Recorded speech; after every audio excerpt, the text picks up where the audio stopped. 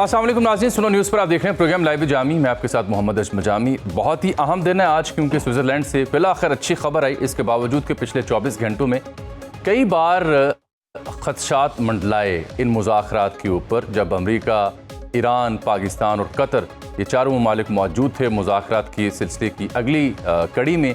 Islamabad memorandum of understanding के बाद Switzerland में दूसरी नशिस्त हुई, जो कि कंक्लूड हुई है एट अ गुड एंड। लेकिन इस बीच में ये भी इत्तला मिली कि ईरानियन वफ़द जो है वो वॉकआउट करने की धमकी उसने दी। खुद जेडी वैंस ने कहा वजह अमरीकी सदर के बयानात बने। मेरे पास जो इत्तलात हैं उसके मुताबिक इस मुज़ाकरे के दौरान ईरानी वफ़द ने बाकायदा जो ट्रुथ सोशल पे अमरीकी सदर के बयानात थे उनका हवाला दिया, और फिर पाकिस्तान और कतर की बिलखुसूस ये सालिसी थी। पाकिस्तानी हुकाम ने साइड लाइन पर उनसे गुफ्तगू की, उन्हें वापस लेके आए।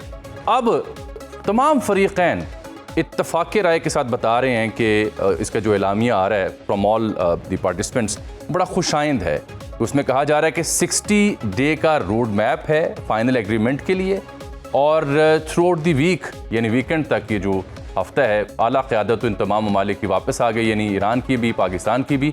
लेकिन टेक्निकल नोयत की टीमें वहाँ रहेंगी, जो बाकी मानदा इशूज़ हैं उसके ऊपर गुफ्तगू होती रहेगी। एक creation of conflict control unit के ऊपर भी इत्तफाक हुआ है लेबनान के मामले के ऊपर।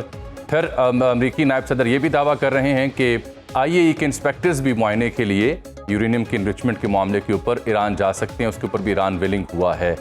एक और अहम खबर यह है कि ईरान के जो सदर हैं मसूद पज़ेश्कियान साहब, वो कल पाकिस्तान तशरीफ़ ला सकते हैं अहम पैगाम लेके, शुक्रिया अदा करने के लिए भी पाकिस्तान की काविशों के ऊपर। जो कल दिन भर आपने विजुअल्स देखे वो बड़े अनप्रेसिडेंटेड थे। जिस तरह से सेंटर स्टेज पे पाकिस्तान था, पाकिस्तान के प्राइम मिनिस्टर, पाकिस्तान के फील्ड मार्शल, और जिस तरह से जेडी वैंस और ईरानी क़यादत ने तारीफ़ की, उन्हें क्रेडिट दिया, वो एक नाकाबिल यकीन मंजर था जो पाकिस्तान ने देखा है। तो इस सब पे बात करते हैं कि अब इसका अंजाम क्या होगा, कहाँ जाएगी सूरत हाल, अगर मगर और स्पॉयलर इस तरह मौजूद लबनान के मामले पे। हमने आज ज़हमत दी है जनाब मुनीर अकरम साहब को, साबिक मुस्तकिल मंदूब है अक़वाम मुत्तहिदा में, दिहाइयाँ दी हैं सिफारतकारी के मैदान में पाकिस्तान को, और जनाब major general retired Zahid Mahmood साहब, इन्होंने भी दिहाइयाँ दे रखी हैं दिफा के मामले में पाकिस्तान को। इनसे बात करते हैं। बहुत शुक्रिया आप दोनों का। मुनीर साहब, सबसे पहले मैं आपसे बात करना चाहूँगा। सर, ये जेडी वैंस कहता है the final deal is in the house, we set the foundation, we have not build the house but we let a successful foundation. यानी अमेरिका मान गया है कि मुआहिदा ही हल है और मुआहिदा हो रहा है, हो जाएगा।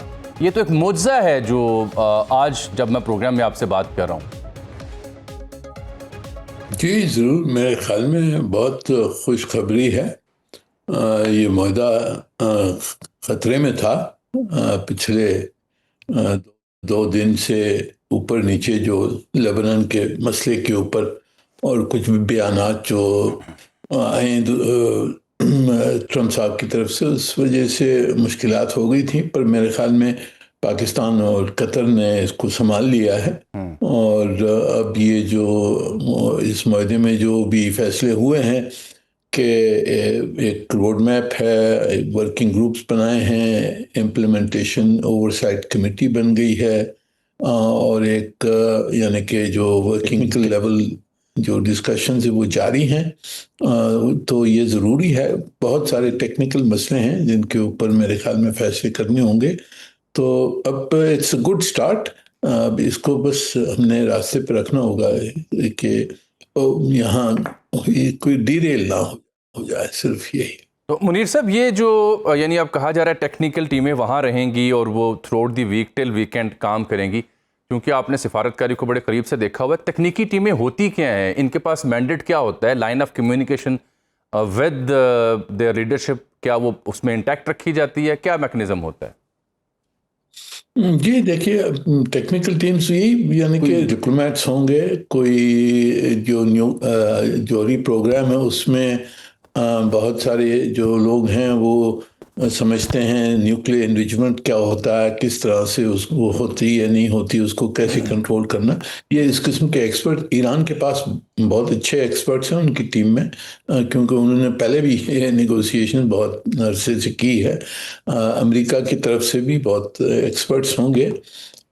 तो इसके ऊपर अभी जैसे कि जौहरी प्रोग्राम में इनरिचमेंट ईरान का तो मेरा हक है, फिर अमेरिका कहता है आप रोक दीजिए किस अरसे तक, तो इसके ऊपर मुज़ाकरात होंगे कि भाई रुक सकती है, कितने अरसे से रुक सकती है, सही। टाइम क्या होगा। दूसरी चीज़ जो इनरिच्ड मटेरियल जो है ईरान के पर, वो उसका क्या होगा। 400 किलोग्राम तो 60% इनरिच्ड है। वो गड़ा हुआ है कहाँ, उसको कैसे निकालना है, कौन निकालेगा, किसकी सुपरविजन होगी, फिर उसके साथ क्या होगा, उसको एक्सपोर्ट किया जाएगा या उसको डाउन ब्लेंड किया जाएगा। फिर 10 टन और भी इनरिच यूरेनियम ईरान के पास है, उसका क्या होगा, फिर उस पर भी फैसले करने हैं, कहाँ है, किस तरह से क्या उसका हिसाब किताब करना होगा। तो ये सब टेक्निकल चीज़ें हैं। इसी तरह से सैंक्शंस का जो मसला है, उस पर भी बहुत सारी यानी कि लीगल और टेक्निकल इश्यूज हैं। इंटरनेशनल सैंक्शंस हैं ईरान के ऊपर, नेशनल सैंक्शंस हैं अमेरिका की, यूरोपियंस की, और फिर सेकेंडरी जी सैंक्शंस हैं जी अमेरिका की। तो ये सब मसलों को हल कराना, और तो इसको फिर सिंक्रोनाइज करना होगा कि जो प्रोग्रेस होता है जौहरी प्रोग्राम पे हो, तो फिर उसी के तहत सैंक्शंस रिलीफ भी उसी वक्त मिलने ठीक। की ज़रूरत ये ईरान ने कहा। मेरे साथ तो हैं ये मुनीर साहब, मेरे साथ है जनरल जाहिद महमूद साहब ने ज्वाइन करें। जनरल साहब, thank you for time. Sir, सबसे पहले मैं समझना चाह रहा हूँ द वे जेडी वैंस जो वाइस प्रेसिडेंट है अमेरिका के, उन्होंने जो कॉम्प्लीमेंट दिया पाकिस्तान की सियासी और बिलखुसूस अस्करी क़यादत को, मेरी मुराद फील्ड मार्शल हैं, कि दो he is a military man, लेकिन जो उन्होंने किरदार अदा किया वो एक स्टेट्समैन का है। ये बहुत ही अनप्रेसिडेंटेड नहीं है इन दी हिस्ट्री ऑफ पाकिस्तान। गो कि हमारे अच्छे बुरे ताल्लुकात ज़रूर रहे, बड़ी अप्रिसिएशन हमें आई, लेकिन कल जो सेंटर स्टेज पे बिलखुसूस पाकिस्तान की अस्करी क़यादत का जिक्र जिस तरह से हुआ, वो आपने भी देखा होगा। मैं चाहूँगा आप उसे तो एक्सप्लेन करें ना कि ये कितना अनप्रेसिडेंटेड है और कैसे हमने इसको अचीव किया है। जी, thank you very much Jami साहब फॉर हैविंग मी, और मुनीर अकरम साहब को भी मेरा बहुत सलाम। देखिए, ये पाकिस्तान की जो एफर्ट है, ये बहुत स्ट्रेटेजिक एक कंडुइट के तौर पे जो आई है। एफर्ट भी उतनी बड़ी है। कॉन्फ्लिक्ट के जरा नेचर को देखें, उसकी हिस्ट्री को देखें, और प्रेजेंट जो उसकी एप्लीकेशन हुई है, दिस इज ये पूरा रीजन को चेंज करेगी, इंटरनेशनल पॉलिटिक्स को चेंज कर रही है। और उसके बीच में you are an exit card, एक ऑफ रैंप के तौर पर आप एक कार्ड बनकर सामने आए हैं। आपने जैसे पूछा कि और तो उसकी कदर तो होनी है, of course, and you were the only exit card available, दोनों को, ईरान को भी और यूनाइटेड स्टेट्स को भी। लेटर ऑन कतर उसमें शामिल हुआ, बट कतर एक डायरेक्टली और इनडायरेक्टली समझ लें, बल्कि डायरेक्टली समझ लें, देवर ऑलमोस्ट स्टेक होल्डर हैं, एक पार्टी है, वो भी अंडर अटैक आए। उन्होंने भी रिस्ट्रेंट जरूर शो किया पाकिस्तान के कहने पे, पाकिस्तान ने बहुत कंट्रोल किया। फिर पाकिस्तान ने जिस तरीके से मिडिल ईस्टर्न कंट्रीज को हैंडल किया, जिस तरीके से ईरान को एंगेज किया, और जिस तरीके से अमेरिका को भी एंगेज ही किया from the other side, because Pakistan यहाँ पे किसी की विक्ट्री लेने के लिए नहीं आया कि अमेरिका के लिए विक्ट्री क्राफ्ट कराए या ईरान को हेल्प करे to craft their victory. Pakistan came to create a space, एक स्पेस क्रिएट करे जिसके बीच में स्टेबिलिटी और पीस पड़ा था, जो दोनों ममालिक ने खुद चूज करना था। एंड गुड थिंग वाज कि दोनों ने वॉक किया इस पाकिस्तानी ब्रिज के ऊपर। पहुंचे कैसे हैं इस मकाम तक? जी, आपको जी, याद होगा कि बेसिकली तो ये स्टोरी शुरू हुई जी जब हमने एक टेररिस्ट हैंड ओवर किया था अमेरिका को, आपको जी, याद जी, होगा। हाँ। और कमांडर सेंटकॉम उस वक्त जो जनरल कुरेला थे, उन्होंने अप्रिशिएट किया था। फिर जो सर्विस कमेटी में उनकी जो हेयरिंग हुई थी, उसमें उन्होंने बड़ा अप्रिशिएट किया पाकिस्तान ने जो, तो वहां से कॉपरेशन की कहानी शुरू हुई। फिर मार्के हक होता है, मार्के हक में आपका जो आपने जिस तरीके से इंडिया बिल्कुल एक्टर को जो इंडो पैसिफिक स्ट्रेटजी में बड़ा एक मोहरा है अमेरिका का, तो अमेरिका को कदर हुई कि still Pakistan is a country to reckon with. और न्यूक्लियर कंट्री को किसी भी डोमेन में, चाहे डिप्लोमेसी हो, वॉर हो, पॉलिटिक्स हो, कोई भी मुल्क, चाहे बड़े से बड़ा ताकतवर मुल्क क्यों ना, इग्नोर नहीं कर सकता। जामी साहब ये याद रखिएगा। तो और पाकिस्तान की नेशनल परफॉर्मेंस भी सामने आ गई। फिर जब लंच पे फील्ड मार्शल साहब की मुलाकात हुई प्रेसिडेंट ट्रंप साहब से, तो उन्होंने पूरा ये सिनारियो रखा था कि हाउ दिस विल अनफोल्ड अगर आपने ये गलती की। मैं दोबारा दोहराता हूं कि अगर आपने ये ईरान पे अटैक करने की गलती की तो ये इस तरह अनफोल्ड होगा। और फिर जो इजराइल ने या जो मुसाद के चीफ ने सिचुएशन रूम में प्रेसिडेंट साहब को ब्रीफिंग दी कि हम 4 दिनों में कैसे चेंज कर देंगे पूरी एनवायरनमेंट और there will be no regime, वो बिल्कुल गलत साबित हुई। और फील्ड मार्शल साहब की जो असेसमेंट थी वो 100% तो that's how this trust was developed के ये जो भी इनके असेसमेंट्स है दे वर राइट। हालांकि बड़ा हार्ड होता है अमेरिकन प्रेसिडेंट को सच बताना, रियलिटी बताना, बट फील्ड मार्शल उनका कैरेक्टर ही ऐसा है कि वो हर चीज टेबल पे रखते हैं, हार्ड से हार्ड थिंग। तो I think from there this role started और फिर उसको क्रिएट किया, प्रोसेस को प्रोटेक्ट किया और आज यहां तक लाए हैं जी उसको। बिल्कुल ठीक। मुनीर अकरम साहब, ये IAEA की बात हो रही है, ये भी एक बहुत बड़ी डेवलपमेंट है क्योंकि सच तो उनको अब इजाज़त नहीं थी। तो अगर ईरान मान गया है कि वो आ सकते हैं तो इससे क्या मुराद ली जाएगी? देखिए जो जी IAEA देखिए मुनीर अकरम साहब, जो जो कुछ फैसला होगा ईरान के जौहरी प्रोग्राम पर, हाँ। उसको यानी मॉनिटर करना होगा कि ये हो रहा है, किस तरह से हो रहा है। IAEA का दो किस्म का रोल है। जी। एक तो मॉनिटरिंग रोल है, जी। जो सेफ गार्ड्स को जिस तरह से वो लगती हैं सेफ गार्ड्स, उसकी भी मॉनिटरिंग, बहुत डिटेल मॉनिटरिंग होती है, both physical as well as technical. ठीक। तो और दूसरा जो रोल होता है वो यानी कि अगर ये इनरिच्ड मटेरियल है वहाँ, अब उसको किस तरह से निकालना है वो भी टेक्निकली हमने देखना होगा, किस तरह से वो निकाला जाए, सेफली निकालना होता है सही। कि वहाँ लीक ना हो। फिर तो टेक्निकल वो उनकी कोऑपरेशन भी ज़रूरत होती है, एक्सपर्ट्स वो ले आते हैं। तो IAEA का तो रोल ज़रूरी होगा। अब तक ईरान नाराज़ था IAEA से, जी। पर अगर उसने मान लिया है और ये जेडी वैंस साहब ने जो कहा है वो उसमें सच है, तो ये एक अहम डेवलपमेंट है और इंडिकेशन ऑफ ईरानियन गुडविल ये है, अगर ये सही है तो। बिल्कुल ठीक। अच्छा जनरल साहब, मैं ज़रा ऑफ ट्रैक होके एक अहम नुक्ता आपसे डिस्कस करना चाह रहा हूँ, है तो जुड़ा हुआ इनडायरेक्टली इसी से है। ये आज रॉयटर्स की खबर है, वो कह रहे हैं कि भारत जो है वो UAE से ब्राह्मोस मिसाइल ले रहा है और उनका कोई एयर डिफेंस सिस्टम है आकाश तीर, वो खरीद रहा है। ये सर क्यों एक बड़ी खबर है? इससे क्या ख़तरा है बिलखुसूस मशरक़ वुस्ता, इस पूरे इलाके को? और गो कि उन्हें मेखा रूसी अप्रूवल चाहिए होगा इस सिलसिले में। जी बिल्कुल, थैंक यू वेरी मच, आपने अच्छा किया ये सवाल करिए। देखिए इस अरब वर्ल्ड का एक कल्चर है, उन पे जब इस तरह के वॉर के साए मंडलाते हैं या जो भी, तो वो स्क्रैम्बल जरूर करते हैं जी, और बड़ा शॉर्ट विंडो ऑफ टाइम वो अवेलेबल होता है to take full advantage of this. तो इंडिया तो ऑफ कोर्स पूरा एडवांटेज लेगा, अपने आप को स्ट्रेटेजिक पार्टनर तो कहता रहा, ईरान का पूरा फायदा भी हो रहा, लेकिन जो कमीलियन अप्रोच है, कमीलियन डिप्लोमेसी, कमीलियन अप्रोच, उसके मुताबिक वो उनको करेगा। ब्रह्मोस एक जाइंट इनका सुपरसोनिक मिसाइल सिस्टम है जो रशिया के साथ वो करते हैं। ऑफ कोर्स रशिया की उनको जरूरत पड़ेगी, but it's negotiations are going on जी, वो उनके बातचीत उनकी हो रही है आपस में इसके ऊपर, लेकिन ये ऐसा नहीं है कि उन्होंने डील अभी कर दी है। देखिए वॉर के बाद we will have a new situation also. Indians are not that, और UAE भी बड़ा केयरफुली देख रहा होगा। UAE ने बीच में विजिट भी किया ईरान को, वो ऑफ कोर्स वो अपनी स्ट्रेटेजिक ऑटोनॉमी रखने की कोशिश तो पूरी करेंगे, लेकिन ये पूरा का पूरा सिक्योरिटी आर्किटेक्चर जो है UAE मिडिल ईस्ट का, ये ज्यादातर अमेरिका के साथ ही मिला हुआ है जी, और it will take some time कि उससे ये निकलेंगे। ट्रिलियंस ऑफ डॉलर्स की इन्वेस्टमेंट भी इनकी US के साथ हो रही है, but having said that India will try their best. आपको पता है दे आर स्मार्ट ऑपरेटर्स। मैं सर जरा इसी की कंटिन्यूटी में आपसे अर्ज कर दूं जनरल साहब कि एक जो स्टॉकहोम इंटरनेशनल पीस रिसर्च है SIPRI, according to them US जो है वो बिगेस्ट एक्सपोर्टर है आर्म्स का मिडल ईस्ट में 2021 से 2025 तक, सप्लाइंग 54% ऑफ इंपोर्ट्स आर्म्स की, followed by Italy 12% and France 11% respectively. ये तो कोई 70-75% जो है ये आप इन ममालिक से ले रहे हैं मशरक़ वुस्ता के, हमारे जो दोस्त हैं अरबों डॉलर की सरमायाकारी कर रहे हैं, तो हमारे साथ कर लेते सर।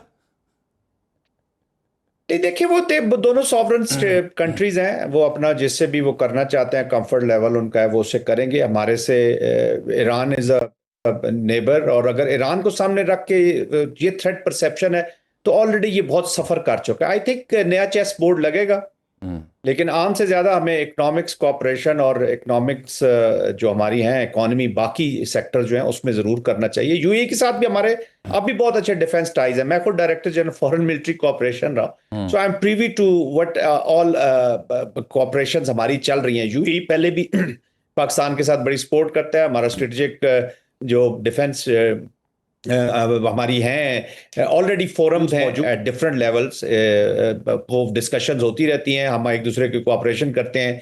यूएई ऑलरेडी हमारे साथ ट्रेनिंग कर रहा है, जॉइंट एक्सरसाइजेज भी बहुत सारी हैं, तो we also have a very good effective collaboration cooperation. ये टेम्परेरी में भी कुछ चीज़ें ऐसी अपेरेंटली सामने नजर आई हो इस सिचुएशन की वजह से कि अपेरेंटली लगता है कि शायद कोई ताल्लुकात में कोई थोड़ी सी आई है, लेकिन we also have a very good strategic relations, defence relationship with UAE. और जब वो जहां पे हमारी उनको जरूरत पड़ेगी वो डेफिनेटली वो हमारे साथ कोऑपरेशन करेंगे। बट एनी हाउस ये हमारे लिए कोई खतरा की ऐसी कोई बात नहीं चाहिए, पाकिस्तान के खिलाफ तो वो नहीं है। यूएई भी इस नए चेस बोर्ड के ऊपर बड़ा केयरफुली और क्राफ्टली आगे जाएगा, और it will not be very easy कि आप अपनी इन्वेंट्री को बहुत सी डाइवर्सिफाई करते करते इतना रंग बिरंगा कर लें कि आपसे फिर वो इक्विपमेंट हैंडलिंग और उसकी ट्रेनिंग और बहुत सारी चीजें इसके साथ एसोसिएटेड होती हैं। It is not only a weapon, पूरे सिस्टम के साथ आपने करना होता है। उनका अपना ब्रह्मोस और एयर डिफेंस सिस्टम इंडिया को तो डिफेंड कर नहीं सका, तो यूएई को क्या डिफेंड करना। बिल्कुल ठीक है। और आईई पे अगर मैं जल्दी से कह दूं तो ये ऑलरेडी जो नेगोशिएशंस हुई थी उसका जो पॉइंट 8 है उसमें ये एग्री कर गए थे जी ईरानियंस के, आईई के इंस्पेक्टर्स के नीचे ये जो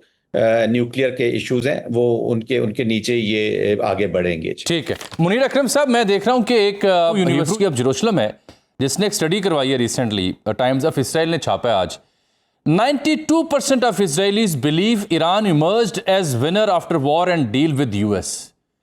और फिर नेतन्याहू की जो नेशनल सिक्योरिटी एडवाइज़र हैं, फाइनेंस मिनिस्टर हैं, फॉर्मर प्राइम मिनिस्टर हैं, ये सब लबनान के ऊपर बड़े ही खौफनाक बयानात दे रहे हैं। अक्टूबर में वहाँ इलेक्शन है, ये सर्वे जो 92% है बता रहा है कि ईरान फातेह है। इससे तो मुझे खदशा है कि ये Israel will never settle at peace. सबसे बड़ा स्पॉइलर तो वो बना रहेगा इस डील के बीच में। जी उसमें कोई शक नहीं है, और कोई शक ना होना चाहिए। इजराइल ने ये जंग जारी की, तो इजराइल ने जंग की जारी की है। ट्रंप साहब को नेतन्याहू ने मना के लिए इस जंग में शामिल करवाया है, और इजराइल की ऑब्जेक्टिव तो यही रहती है कि जी हमने यहाँ जंग जारी रखनी है, क्योंकि उनकी जो ऑब्जेक्टिव्स हैं, जो ग्रेटर इजराइल के ऑब्जेक्टिव, वो जब हासिल हो सकती हैं जब दूसरे जो ममालिक हैं इस खित्ते में उनकी बर्बादी हो, तो फिर इजराइल वहाँ एक डोमिनेंट पावर निकल सकता है। अब उन्होंने ये जो हमला करवाया ईरान के ऊपर, उनको मालूम था कि ईरान जवाबी हमले करेगा जो खलीज के ममालिक हैं उनके ऊपर, तो मुसलमानों को आपस में लड़ाएंगे। हॉर्मुज़ बंद भी हो जाता है तो इजराइल का कोई परवाह नहीं है। अमेरिका को उस पे काफ़ी दचका लगा है, पर इजराइल को तो उस पर कोई एतराज़ नहीं है कि जी हॉर्मुज़ बंद किया जाए। सो इजराइल स्पॉइलर रहेगा, और यही सब में बड़ा खर्चा यही है कि इजराइल इसको कोई न कोई तरीके से लेबनान में प्रोवोकेशंस करके कोई तरीका ढूंढ के उन्होंने ये मुआहदे को तोड़ने की कोशिश जारी रखनी है। ठीक जनरल साहब, इसी से जुड़ा भी मैं ताज़ा बयान देख रहा हूँ इसराइली गवर्नमेंट का, उनके प्राइम मिनिस्टर का, कि साउथ लेबनान में वो सिक्योरिटी जोन कायम करेंगे। पहले बफर जोन उसे कहते थे, अब वो सिक्योरिटी जोन कह रहे हैं। इससे मुराद क्या है? और वो आईडीएफ को वापस बुलाने पे बिल्कुल तैयार नहीं है, बल्कि उनके मिनिस्टर कहते हैं कि अगर एक लबनानी माँ, अगर एक इसराइली माँ रोती है तो हज़ारों लबनानी माँओं को रुलाया जाना चाहिए। बल्कि उसने बदबख्त ने ऑनर कहा कि लेबनान मस्ट बर्न। जनरल साहब जी बड़ा अनएथिकल था, और ह्यूमैनिटी के अगेंस्ट क्राइम्स में ये चीज़ें आती हैं। यही वो स्टेटमेंट है जो इनको चार्ज करेंगी विद द वॉर क्राइम्स, और यही वो सोच है जो वहां पर पाई जाती है। They have nothing to do in human, इनको रीह्यूमन करने की जरूरत है जी। इंडिया और इजराइल ऐसी स्टेट्स बन गई हैं जिनका जेनोसाइड टैक्टिक्स है जी। कश्मीर देख लें, जिस तरीके से उन्होंने डील किया इंडिया को, और वहां पे फिर गाजा देख लें। ये सिक्योरिटी जोन एक्चुअली यही कहने को तो ये सिक्योरिटी जोन है, बफर जोन है, अपनी सिक्योरिटी एनहांस करने के लिए, थ्रेट को कम करने के लिए। गाजा में यही किया, शाम में देख लें, सीरिया में यही किया, और अभी ये लेबनान को इसी तरीके से। बेसिकली ये जैसे अभी मुनीर अकरम साहब फरमा रहे हैं कि ये एक्सपेंशनिस्ट डिजाइंस हैं कि ऑल्टर करें बॉर्डर्स को, टेरिटोरियल इंटेग्रिटी को पामाल करें और आगे बढ़ते जाएं। बाकी ये जो सेंट्रल पीस जो होता है इन थॉट्स का, ideological hate based military applications का, वो होता ही इनह्यूमन है जी। वो ब्लड और हेट के ऊपर बेस्ड होता है, क्रिएट हेट।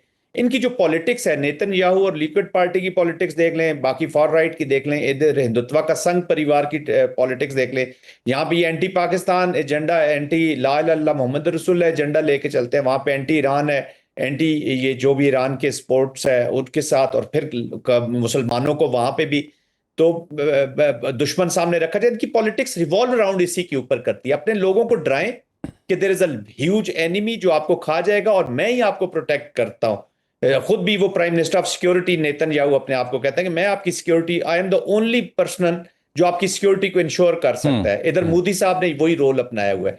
तो this is very much there, Hindu Zionism और ज्यूइश जायनिज्म का विक्टिम हो रहा है ये रीजन।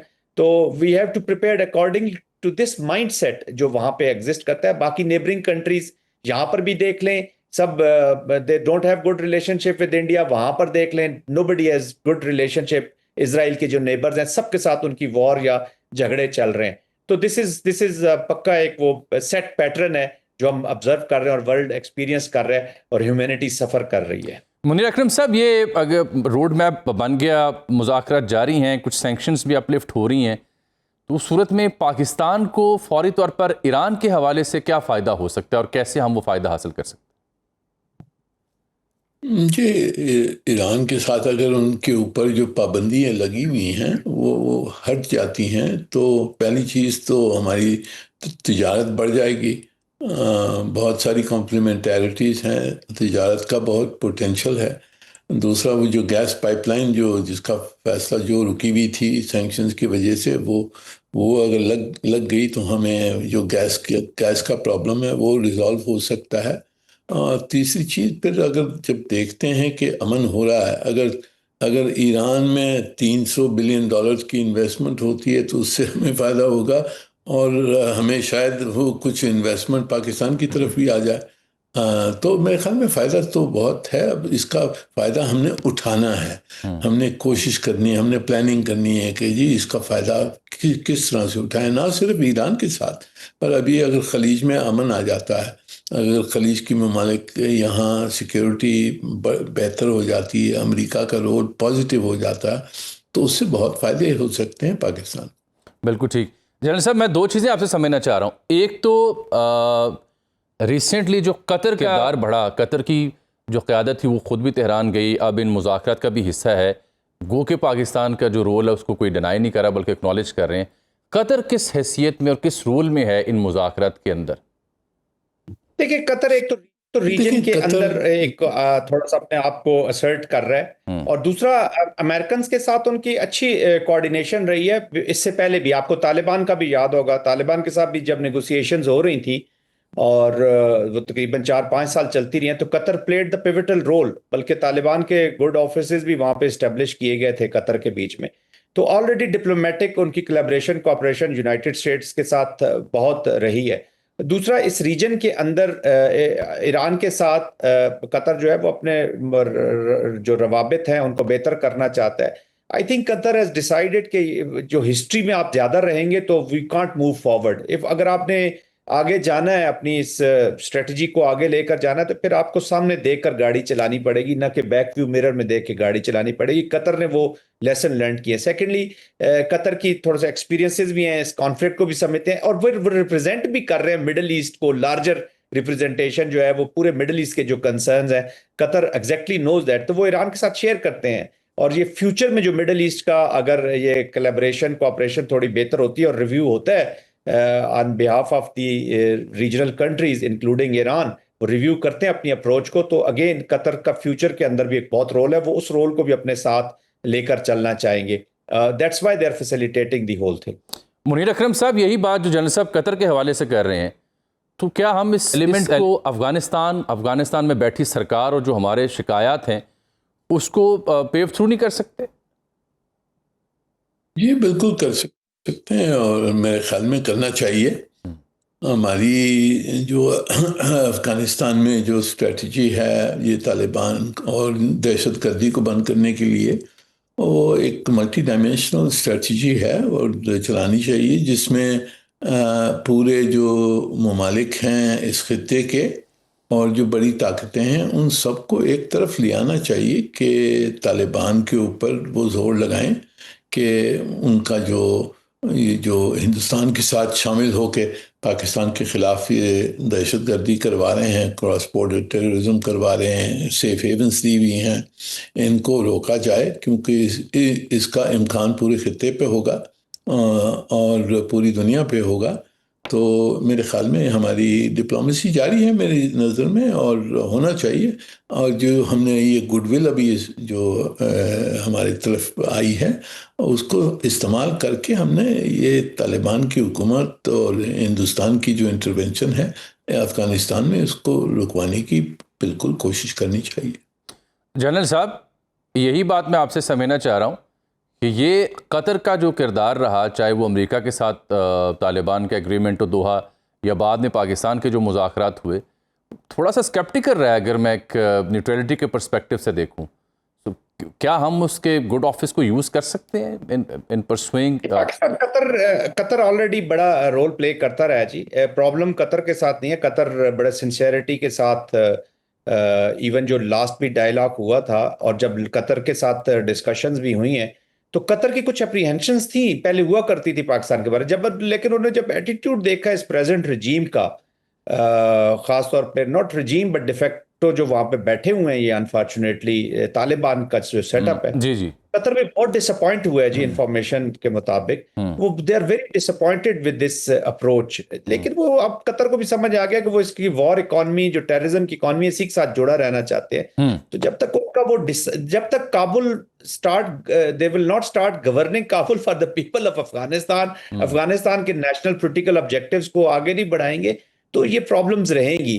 कतर में भी आपकी काफी फीलिंग्स है, इसीलिए तो आपने देखा है कि कतर ने फिर उसके बाद जो पाकिस्तानी एक्शंस है, जो ऑपरेशंस है अगेंस्ट तरीके तालिबान, उस पे कोई एतराज कभी भी नहीं किया। ठीक है, आपको कहीं ना कहीं कुछ ना कुछ मैसेजिंग करता रहता था, और उनको कुछ शक शुबा भी अगर हुआ है तो वो भी इस डायलॉग के बाद काफी दूर हो गया। But you need friends. Conflict में एनिमी तो होता ही होता है, आपको फ्रेंड्स की भी जरूरत होती है जो काम करते हैं आपके लिए। तो आई थिंक वो already we have established system, उसको जितने भी हमारे सिस्टम्स हैं उनको कार जरूर लाना चाहिए। बहुत बहुत शुक्रिया जनाब जनरल रिटायर्ड जाहिद महमूद साहब, जनाब मुनीर अकरम साहब, आप दोनों कीमती वक्त का। अब आप ब्रेक ले रहे हैं और ब्रेक के बाद हम लिए चलेंगे आपको स्विट्ज़रलैंड, ताकि वहाँ पिछले 24 घंटों में जो कुछ हुआ, बात कैसे बनी, वॉकआउट होने का खदशा पैदा हुआ, पाकिस्तान कैसे अपना किरदार आगे बढ़ा रहा था, कुछ अंदर की कहानी आपको सुनाएंगे एक ब्रेक के बाद। प्रोग्राम एक बार फिर से आपको खुशामदीद कहते हैं। ईरानियन एक मुनफरद और एक तारीख रखने वाली कौम और मुल्क का नाम। लॉस एंजलिस में इनका फुटबॉल वर्ल्ड कप फीफा हो रहा है, तो ईरान का बेल्जियम के साथ मैच हुआ जो ड्रॉ हुआ। गोलकीपर ने शानदार मुजाहरा किया, बाकर कालीबाफ साहब ने ट्वीट किया मानी खेस किस तरह से हम अपनी सरहद का, अपनी सरजमीन का तहफ़्फ़ुज़ करते हैं। लेकिन ये बेल्जियम के साथ ड्रॉ का मतलब है कि ईरान जीता है, बहुत बड़ी टीम जिसके साथ ड्रॉ उन्होंने किया।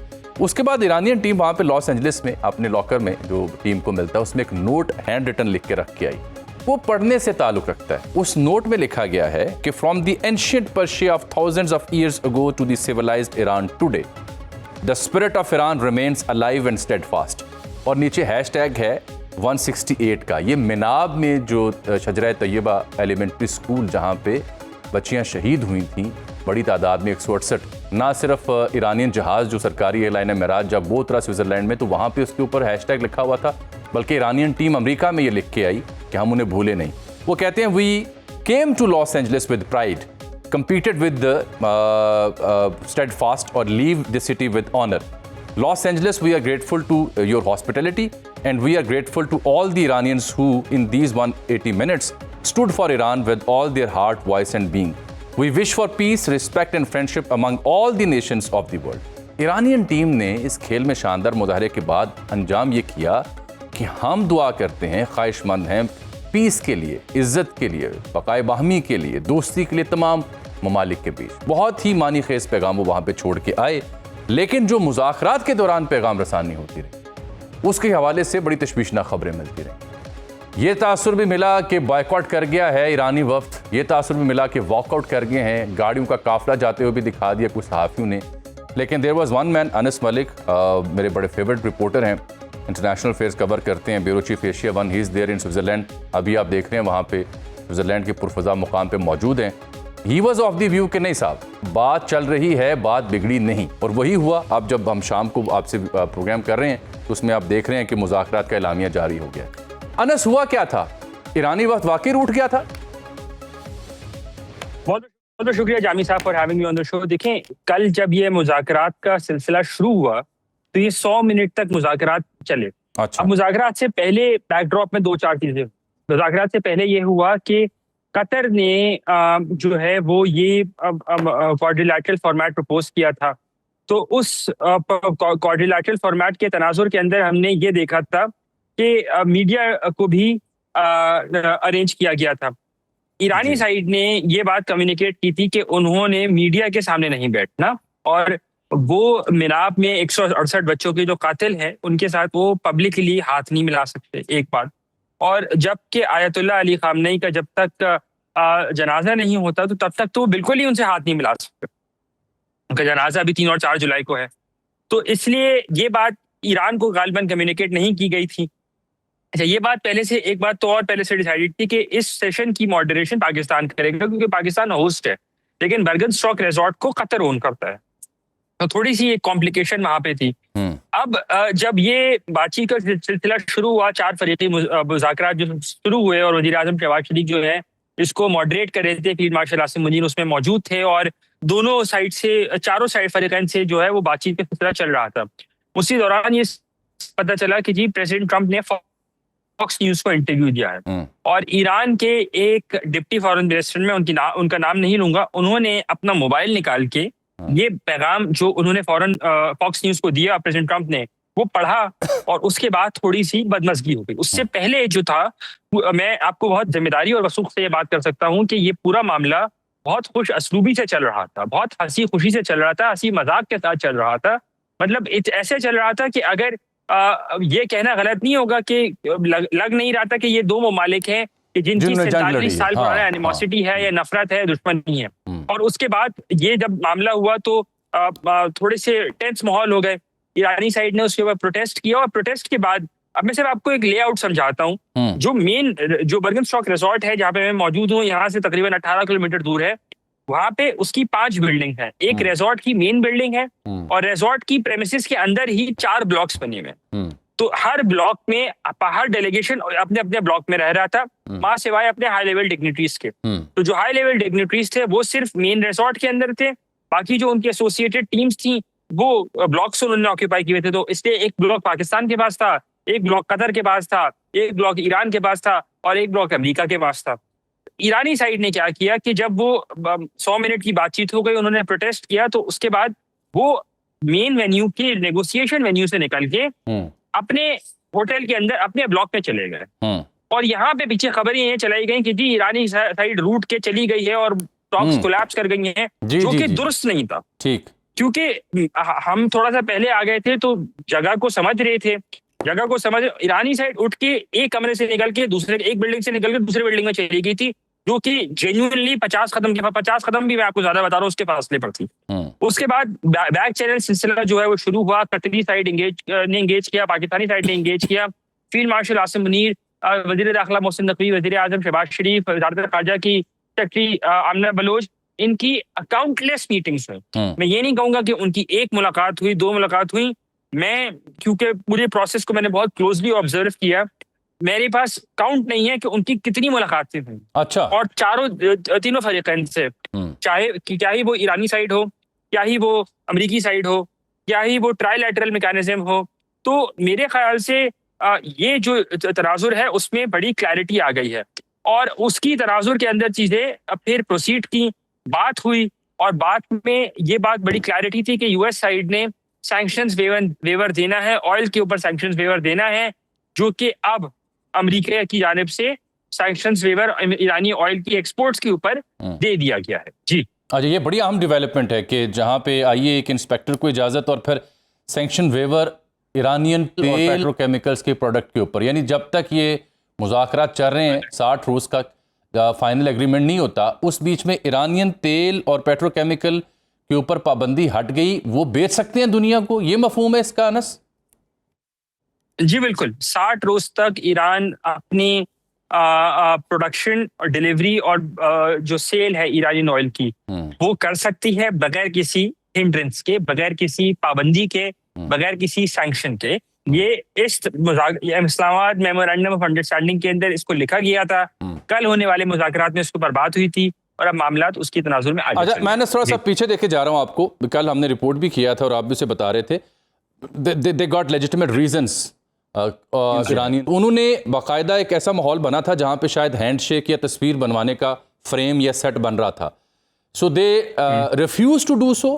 कोशिश की गई थी कि वो तस्वीर खिंचवाएं, इकट्ठे खड़े होकर हाथ मिलाएं। नहीं, कोशिश तो मेरे ख्याल से जरूर की गई थी, लेकिन क्योंकि पाकिस्तानी साइड इस पूरे मामले में अवेयर नहीं थी कि ईरानी साइड की इसमें रजामंदी शामिल नहीं है। और यही वजह है कि जब जेडी वैंस कमरे के अंदर मौजूद थे, मैं उस कमरे के अंदर मौजूद था। जी, तो सैयद अब्बास अरागची जो ईरानी वजीर खारजा थोड़ी देर के लिए आए, उन्होंने अपनी बात कन्वे की और उसके बाद वो चले गए। जब उन्होंने अपनी बात कन्वे की तो मोहसिन नकवी साहब जो हैं वो राइट साइड पे सीधे हाथ पे खड़े हुए थे, अब्बास अरागची के ऑपोजिट, गोया वजीर आजम शहबाज शरीफ के दाएं जानिब। तो उसका मोहसिन नकवी साहब जो हैं वो चल के आए, उन्होंने अब्बास अरागची के साथ बात की। वहां पे मैंने देखा उस वक्त chief of protocol Tipu Usman साहब भी खड़े हुए थे और वजीर आजम के साथ, और उसके बाद मोहसिन नकवी साहब अब्बास अरागची के साथ पीछे पीछे चले गए। और फिर हमने देखा कि वो तीनों तकरीर हुई, जो मेन तकरीर होनी थी वो मेन तकरीर हुई। और फिर हमें मीडिया को कहा गया कि आप बाहर आ जाएं। हम बाहर आए, हमें फिर कहा गया, हमें एक जगह रखा गया जो रास्ता था। मैंने कहा जी आप रास्ता छोड़ दो और आप यहीं पे खड़े हो जाएं। हम वहीं खड़े हो गए। उसके बाद हमने देखा कि ईरानी वफ्द अपने पूरे आबोताब अपनी शान के साथ जो है वो आया, वॉक इन किया। और उनके साथ में कौन था? उनके साथ थे वजीर दाखिला मोहसिन नकवी साहब। और वो मोहसिन नकवी साहब एक बड़े, जैसे कहते हैं ना कि जुबिलेशन के माहौल में, कि वो अपने किसी दोस्त को, अपने रूठे हुए दोस्त को मना के लेके आए हैं और कुछ चीज पाकिस्तान ने बाकायदा अचीव किया है, तो उसकी रिफ्लेक्शन हमें जरूर नजर आई। जी ठीक। अच्छा अनस, एक और मामला यहाँ पे कि अब पाकिस्तानी वक्त भी वापस आ रहा है, ईरानियंस भी आ रहे हैं, और कल मैं सुन रहा हूँ कि मसूद साहब पाकिस्तान का दौरा भी करेंगे। अब वहाँ पे throughout the week till weekend जो स्टेटमेंट आई है, टेक्निकल नौयत के मुज़ाकरात होंगे, इससे मुराद क्या? और कौन, क्या अमरीकी, ईरानी, पाकिस्तानी और कतरी हुकाम की टीमें वहाँ भी मौजूद हैं? इस पूरे हफ्ते में मुज़ाकरात जारी रहेंगे? बिल्कुल, मुज़ाकरात जो हैं वो आज पाकिस्तानी वक्त के मुताबिक तकरीबन 8 बजे के करीब जो हैं वो शुरू हो चुके हैं, और यहाँ पे लोकल टाइम में तकरीबन 5 बजे के करीब जो है वो शुरू हो चुके हैं जब तक मैं आपसे बात कर रहा हूँ। और मुज़ाकरात जो हैं वो अगले, सिर्फ इस हफ्ते जारी नहीं रहेंगे, बल्कि अगले 10 से 12 रोज तक जारी रहेंगे। ये साइमल्टेनियस मुज़ाकरात होंगे जिसमें मुख्तलिफ इशूज जो हैं, जिसमें सैंक्शंस वेवर है, एसेट्स फ्रोजन है, और तीसरा जो है वो विद रिगार्ड्स टू न्यूक्लियर के जो मामलात हैं उसके ऊपर बातचीत होगी। न्यूक्लियर के मामलात में पाकिस्तान जो है वो पार्ट एंड पार्सल है इस पूरे नेगोशिएशंस के अंदर। पाकिस्तानी टेक्निकल टीम जो है, जो टेक्निकल एक्सपर्ट्स हैं वजारत खारजा के, वो इसमें मौजूद होंगे। वजारत खारजा के भी और दूसरे इदारों के भी वो इसमें मौजूद जरूर होंगे। इकोनॉमिक वाले का मैं आपको यकीनी तौर पे नहीं कह सकता कि इकोनॉमिक एस्पेक्ट में भी होंगे, लेकिन जो लीगल साइड है उसमें भी पाकिस्तान की वजारत खारजा और अटॉर्नी जनरल का ऑफिस और पाकिस्तान की लॉ मिनिस्ट्री, ये तीनों के तीनों असिस्ट करेंगे पाकिस्तानी टेक्निकल टीम को, और इन्हीं के नुमाइंदगान जो हैं वो कंप्राइज करेगी पाकिस्तानी टेक्निकल टीम को, जो कि आज से, जैसा कि मैंने आपको बताया कि मुज़ाकरात का सिलसिला शुरू हो जाएगा, हो गया है 5 बजे से जहाँ पे मौजूद हूँ, और ये सिलसिला अगले 10 से 12 रोज तक चलता रहेगा। जी बहुत बहुत शुक्रिया। अनस मलिक साहब से हमारे साथ मौजूद थे। पूरा मंजरनामा उन्होंने बताया कि हुआ क्या पिछले 18 से 24 घंटों के दौरान, कैसे पाकिस्तान ने ईरानियन वक्त को डील किया, नाराज़ हुए और उन्हें लेके आए, और क्या उसमें एग्रीमेंट्स हुए। और ये पूरा कह रहे हैं 10 से 12 दिन ये मुज़ाकराती अमल चलता रहेगा। पाकिस्तानी आला हुकाम वापस आ गए, पाकिस्तान में ईरानियंस भी, लेकिन जो तकनीकी नौयत की टीमें वो वहाँ रहेंगी।